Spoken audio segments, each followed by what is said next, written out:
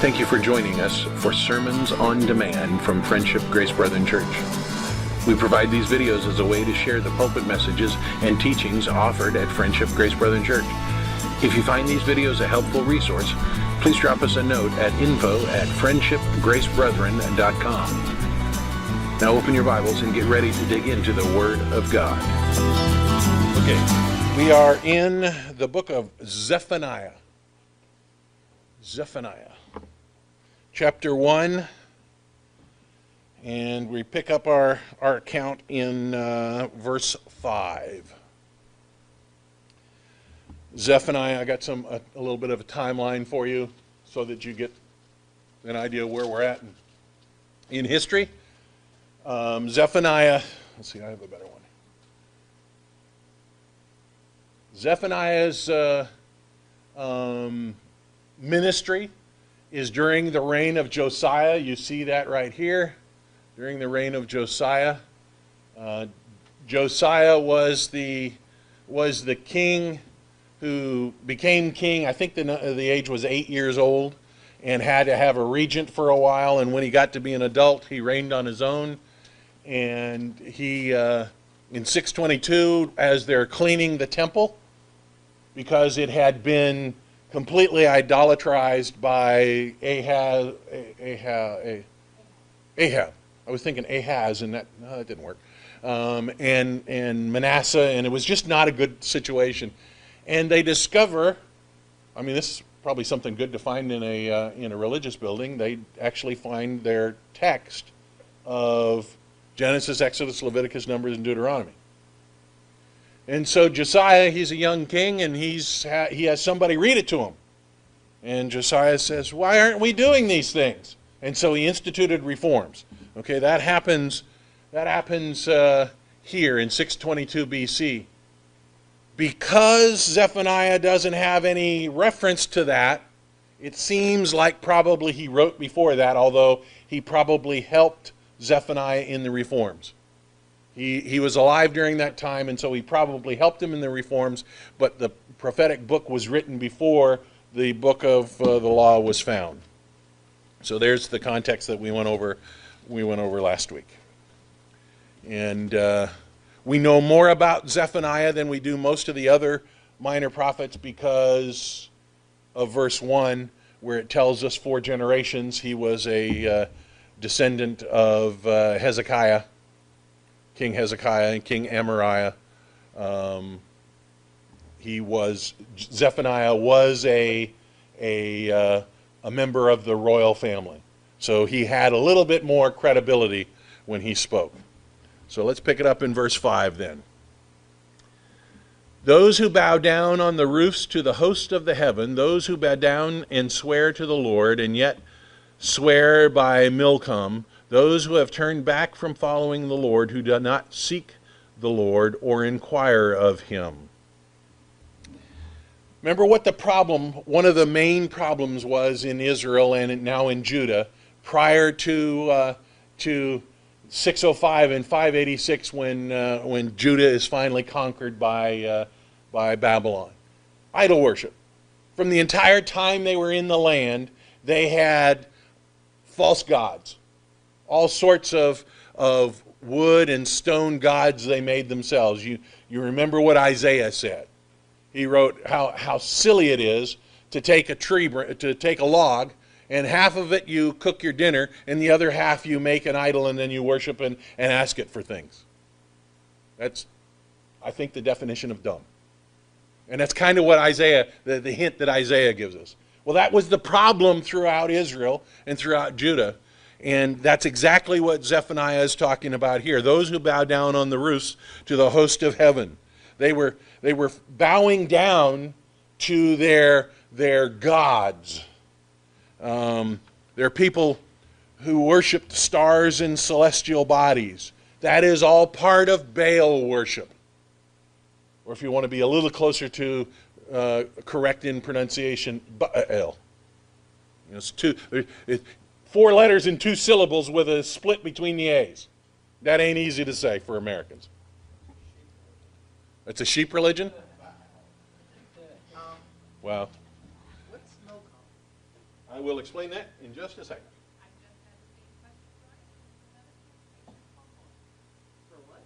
Moloch. The second group of those who combined the worship of Jehovah and Moloch. The ESV translates the nice Hebrew word I have in your text there that maybe Pastor Matt can pronounce, but I can't. Yeah? Now, you've had Hebrew a lot closer than me, so you should be able to get that. I was still pretty distant when I had it. Yeah, I got it. I only know a few people that weren't. The NIV translates it as Moloch. The word is translated in all sorts of different ways, so we're not really sure what he's trying to say here, because it can be translated as king, royal, Malcolm, or Moloch. Malcolm is a variant spelling of Moloch. And the Amorites that we see in 1 Kings 11 and in much of the Old Testament, that was their chief god, Moloch. I've told you about this before, that in the southern end of the Kidron Valley, in between Jerusalem and the Mount of Olives, which was essentially the city dump. It was the lowest area that flowed out of the city, and that's where the garbage ended up. In the middle of that was an idol to Moloch. I don't think I have a picture. I should have put one in of Moloch in the bottom or in the middle of that. And he's up on this great big raised platform, and he's like this. And on his arms is where they lay babies there's a constant fire to sacrifice babies. That is in the southern end of the Kidron Valley between the Mount of Olives and the Temple Mount. So by this time, when Josiah is reigning and when Zephaniah is prophesying, that was a well-established practice.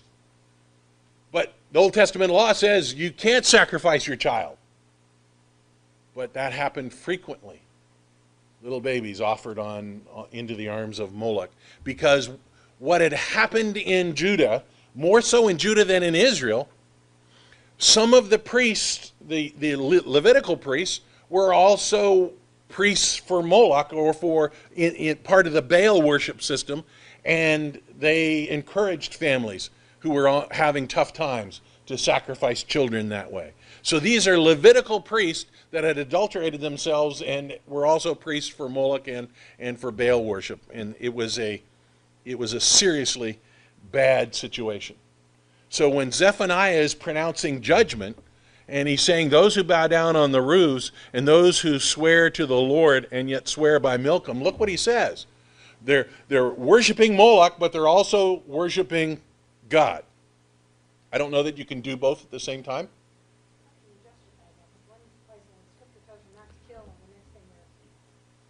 They're covering their bases. You can't justify it. It's just the way we do the same thing, though. I don't really like that rule, so I'm not going to obey that one. I'm going to obey these. It's really not a difference. God said very clearly, do this, don't do that. Well, I really want to do that. So, it's really no different. Well, maybe it's a little different. I think I put a, yeah. This is the Kidron Valley that runs right through here. The Mount of Olives is right here. The Garden of Gethsemane is right here on the bottom of the valley, but just starting up the Mount of Olives is where the Garden of Gethsemane is. Now this is in Hezekiah's day, so this is 70 years earlier than when Zephaniah is writing. But down here, in the Kidron Valley, where the Hinnom Valley comes together, this low area here is essentially the town dump. But it was also the place where Moloch's statue or idol was created, and where they brought babies. I can't imagine going to sacrifice in the dump, but that's the reality of. Wow, that's kind of cool. What happened to that? See, this one shows it a little clearer. The city walls actually extended this far down, down into this region here where the dump was. And it's a little distorted in what it looks like. The wall. This is comparing the size of the city between Jesus' time and Nehemiah's time. So by the time of Jesus, these walls were on the outside, all this big, but in Nehemiah and in Zephaniah's time, they were much smaller. The third "those who" group in 5 and 6 are people who had lost interest in following the Lord. Look again at the end of verse 6. Who do not seek the Lord or inquire of him. These three groups reflect people who are overtly idolatrous, overtly idolatrous, those who who walk the line between idols and God, and those who have no real spiritual interest. It's kind of our world. You know, you can't drive down the road without seeing coexist stickers. Just so you know, we can't coexist. That's not what we're supposed to do. We're supposed to be very selective. I'm the way, the truth, and the life. No one comes to the Father except by me. Coexist says that's not true. So if you have to, just run over those people that... No. I'm telling you. I'm conflicted all the time lately. Verse 7. Be silent before the Lord God, for the day of the Lord is near, and the Lord has prepared a sacrifice and has consecrated his guests. Zephaniah then calls for all these people to be silent before the Lord because the day of the Lord is near. Remember what we talked about last week? As we read particularly Zephaniah, but all of the minor prophets, we have to determine which day of the Lord is he talking about, because it can be used all sorts of different times in different ways. I think what Zephaniah is making a claim for here is that they were no longer to cry out for Baal and the other false gods. He says, be silent before them, because really, the true God, he's coming back. He's coming. The Messiah is coming, and he's going to judge, and stop praying to these false gods. Stop doing the things that are getting you in trouble, is what he's saying. They were about to be judged by Jehovah, and they should not be crying to their false gods who cannot save them. Zephaniah goes on to say that God has prepared his offering and set apart his guests. God has prepared Judah for the judgment and had invited guests. Who are the invited guests that God has prepared for judgment on Judah? Babylon. Here's one of the great mysteries of the Old Testament. God puts Nebuchadnezzar in power specifically for the purpose of punishing Judah. And then he punishes Nebuchadnezzar for doing it. It almost seems unfair. Well, I shouldn't say almost. It does seem unfair. When you say it that way, it seems unfair. Nebuchadnezzar didn't get punished for doing what God told him. He got punished for thinking that it was his idea and for being so proud. Look what I've done. God says, fine. Go mow the grass with your teeth. And so that happened. Babylon was invited to be the instrument chosen by God to complete judgment on Judah, and then they also will be judged. That's the reality of the world that Nebuchadnezzar lived in. God uses people, nations, and situations for judgment. He still does it today. I'm not going to be so politically incorrect to say that last week's shooting was a judgment, but that's not a stretch. Hurricane Katrina, not this one, but the big storm, was in many people's estimation a judgment on crazy people that build below sea level on the coast. I mean, who does that? What's the answer to that question? French Canadians. That's the only people that build below sea level on the coast. French Canadians. Verse 8, before I get myself in trouble. I could be very politically incorrect, but I'm going to try not to. Verse 8. Well, true. It's offensive. And on the day of the Lord's sacrifice, I will punish the officials and the king's sons and all who array themselves in fine or in foreign attire. Now, this is an interesting one. Not only was Zephaniah calling out the people of Judah, he was also calling out the leadership, including the royalty. In fact, it is the royalty and the priesthood that is most to blame for what was going on in Judah. The priests they lived off the back of the people. They didn't have to go out and make money for themselves because the priesthood received the offerings and received, the grain offering and all that kind of stuff. They received a significant portion of the meat and so forth. And their responsibility was to lead people to God and in worship of God. And what did they do? They were leading people to put their babies on the arms of Moloch and burn them up and that kind of stuff. And so God's judgment, while it was against the entire nation, it is sometimes focused specifically on the spiritual leadership that had failed. That should make people like me very nervous. And I will punish the officials and the king's sons and all who array themselves in foreign dress. Dressing like foreign nations often implied the people were also following foreign customs and traditions. What did God tell Israel when they crossed into the promised land? You're to be my people, a holy people, a separate people. You look different. You act different. God told his people that you're supposed to be completely different than the rest of the world so the rest of the world knows that you're mine. So part of the charge that Zephaniah is waging now is you look just like all the other people, which by extension means they looked like the other people, they acted like the other people, they worshiped like the other people. They acted like the world around them. And God said, be separate, be holy. That's what holy means, separate. And they ended up being just like all the people around them. What was the cry during the time of the judges? What was the cry from the people of Israel?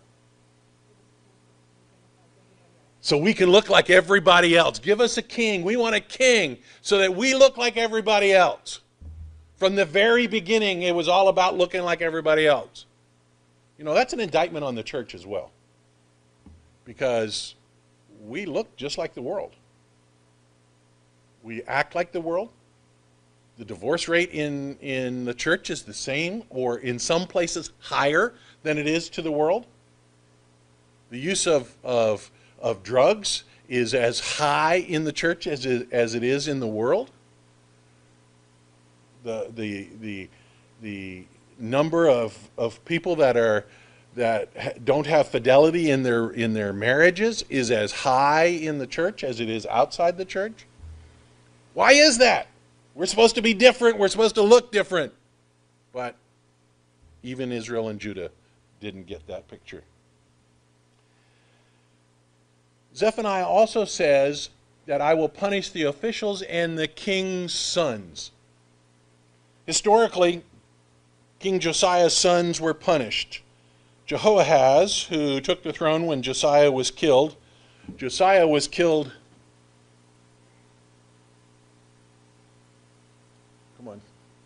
I think I have a better picture.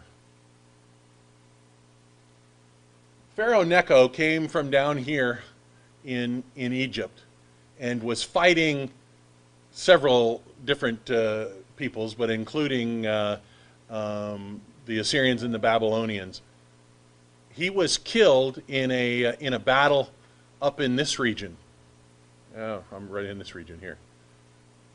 Pharaoh Necho killed him as he was marching through. Really wasn't a battle against Judah. Judah was just kind of protecting its lines, and Pharaoh Necho was marching through to fight someone else, and he was killed in that battle. And Jehoahaz took over. He only reigned 3 months before being captured by Pharaoh Necho.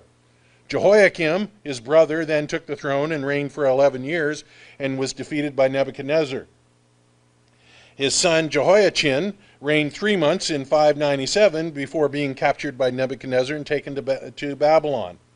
Another son of Josiah, Zedekiah, Judah's last king, was taken captive and blinded after sitting on the throne for 11 years. He was taken captive into Babylon. So when Zephaniah, early in his ministry, says that God is coming for the officials and the king's sons, that came true. That was a prophecy fulfilled in short order. And Josiah's kids paid a heavy price, even though Josiah was a good guy. His kids were not. They were evil, and God said, fine, look at this. And they were all punished severely. Verse 9. On that day I will punish everyone who leaps over the threshold and those who fill their master's house with violence and fraud. We've talked about this as we've gone through the minor prophets. One of the things that God had instituted in Israel was a weights and measures standard. The priests had the official weight stone or stones for the scales to make sure that everybody was doing it right. Well, those hadn't been used in years. And fraud and theft were going on. You go to buy a pound of whatever, and you get a half a pound, but you paid for 2 pounds. That kind of stuff. That was going on all the time. You wonder why the Department of Agriculture here in the state of Florida has decals on all the scales and all the gas pumps and stuff? Because they're measured and they're so to be accurate. Well, when you stop doing that, then who knows what you're buying. Maybe when you pump a gallon of gas in your car, you're only getting 3/4 of a gallon. Well, the Department of Agriculture goes out and makes sure that's not true. They put that label on every 3 years. That happened in Israel as well, but they kind of forgot about all that. And so fraud was going on, theft was going on, and the people were just being cheated while other people are getting rich. If you pay for a full pound and only get 3/4 of a pound, the guy's made profit, much more than if he'd sold you a pound. And so that was happening in Judah. The phrase "who leaps over the threshold" may have 2 interpretations. In 1 Samuel 5, the Philistines are said to be superstitious about stepping on the threshold of a door. So that interpretation is we're following the superstitions of the Philistines. Zephaniah may be referring to superstitious people, especially those who followed the teaching of the Philistines. I think more likely Zephaniah is referring to burglars and robbers who by stealth and sudden attack steal and rob from the people. Seems like that interpretation is more in keeping with the rest of the verse. It's about those people who are gaining money fraudulently or illegally by stealth and by theft and by robbery. Seems like that would be in the context a better interpretation. Verse 10, and on that day declares the Lord, a cry will be heard from the fish gate, a wail from the second quarter, a loud crash from the hills.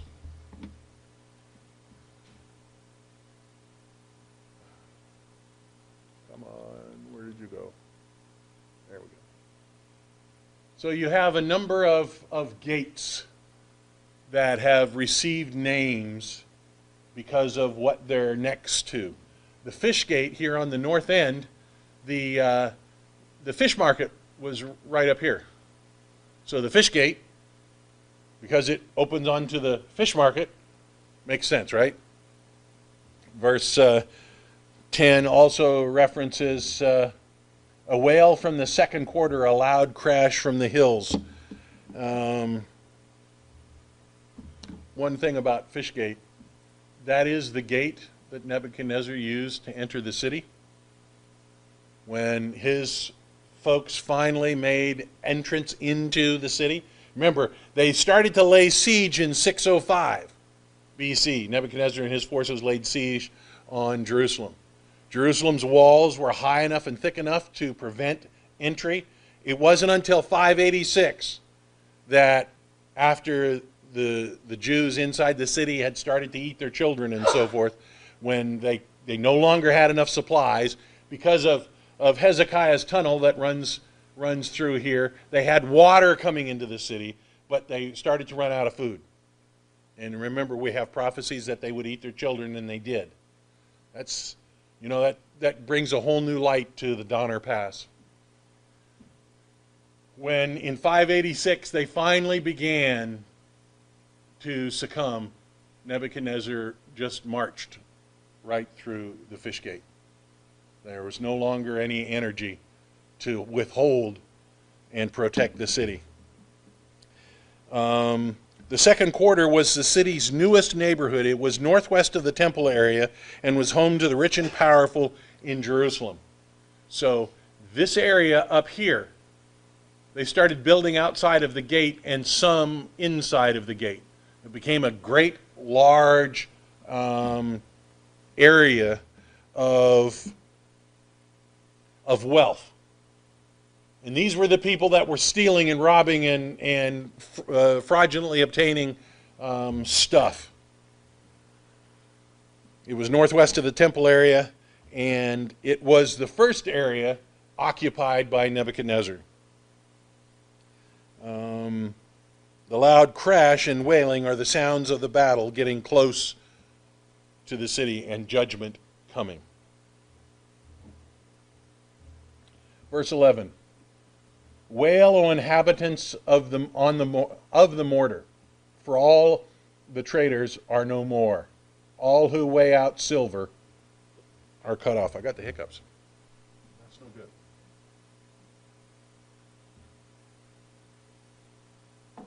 That's no good. The ESV translates, again, Pastor Matt's going to have to grab that word, as mortar. The NIT translates it as market district, with this note. Hebrew, in the mortar, the Hebrew word makatesh, mortar, is apparently here the name of the low-lying area where economic activity took place.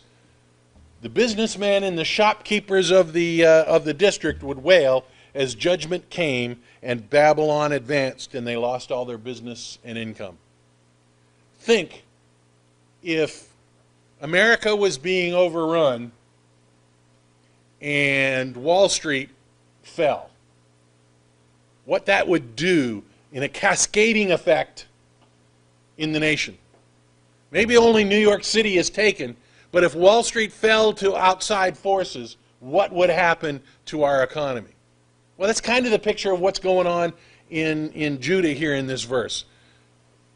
The market area, the last area where they could survive, it is fallen now, and so nothing in their nation is protected anymore. Everything is gone. It's over. That's the picture in verse 11. Now we don't have enough time to do another verse, so we have time for question, if you would like. Yes, sir.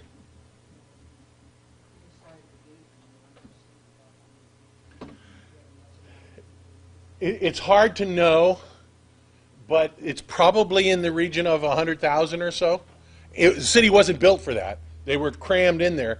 But all around the city, in the agricultural areas where they could actually, Jerusalem is built kind of in the hills, so there's not a lot of agriculture close. So some of the villages, maybe as far away as Bethlehem and stuff, when they saw what was happening, yeah, they moved into the city and they lived there. And they withheld, from 605 to 586. That's a long time to be sieged. But Nebuchadnezzar wasn't fast. He didn't care. He set his troops, and they would lob a few arrows, and they would pound on a wall a little bit. But it wasn't like we've got to destroy them now. He knew that eventually they would run out of food. Fortunately, Hezekiah was smart to build a tunnel to get water into the city, and they actually had water that lasted the whole time. But food was another story. When you get so hungry, you start eating your kids. I don't think I'm ever that hungry, but I've never been that hungry, so I don't know. Start with son-in-laws? He's too pony. By the time you get him on the barbecue, it's gone. Now or before Caitlin started? Well, even now. Other questions?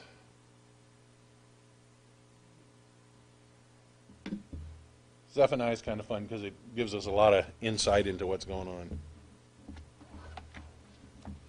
Father, thank you for allowing us to see a little bit about the world that was before, that your chosen people were in, and their sins that led to their judgment.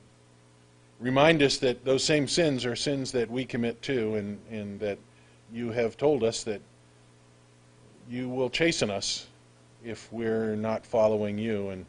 And so we ask for forgiveness for the times that we don't follow, and we ask for direction so that we can follow.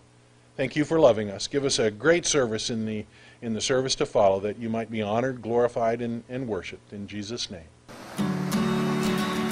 Thank you for watching or listening to this teaching on demand from Friendship Grace Brethren Church. Please consider sending us an email at info@friendshipgracebrethren.com to let us know how this teaching may have helped you. Please also consider joining us in person at Friendship Grace Brethren Church, located at 10251 Metro Parkway, Suite 116, Fort Myers, Florida, just south of the intersection of Metro and Colonial Boulevard. Sunday school begins at 9 and worship service at 10 a.m. We look forward to seeing you in person at Friendship Grace Brethren Church.